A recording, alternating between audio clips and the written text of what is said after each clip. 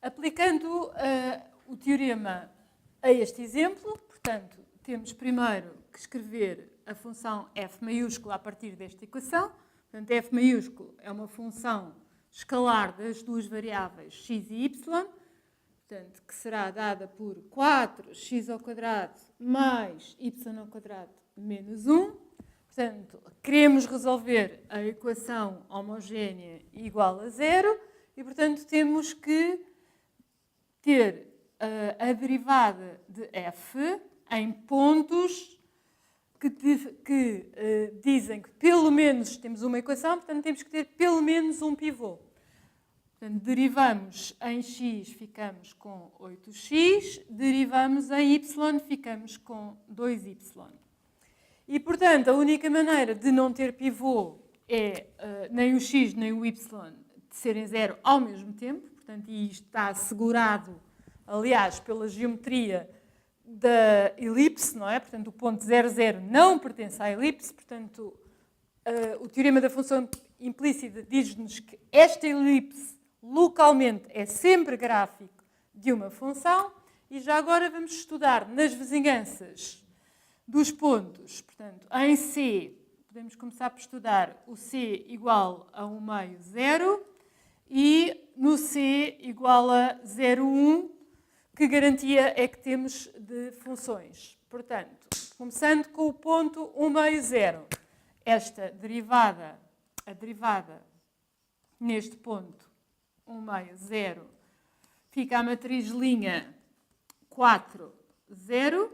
Portanto, como se pode ver, temos o pivô na primeira coluna. Portanto, isto faz com que o nosso x é que seja a variável passiva, vamos chamar passiva, enquanto que a coluna que ficou sem pivô corresponde a y, que é a nossa variável livre. De acordo com o teorema que acabámos de enunciar, o que isso significa é que na vizinhança deste ponto existe uma função, podemos lhe chamar g, que permite escrever x como a função g de y. Y é livre, não é? Portanto, existe a função g, tal que isto acontece.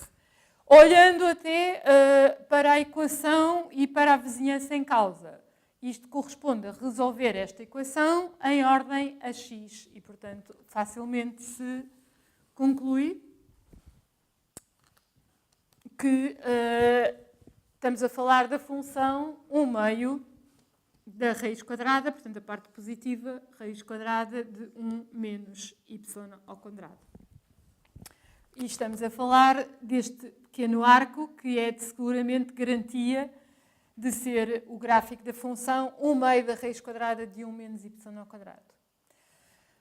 Segundo cenário, nas proximidades do ponto 0,1, a derivada nesse ponto, portanto, a derivada de f em 0,1, fica a matriz convertida 0, 2.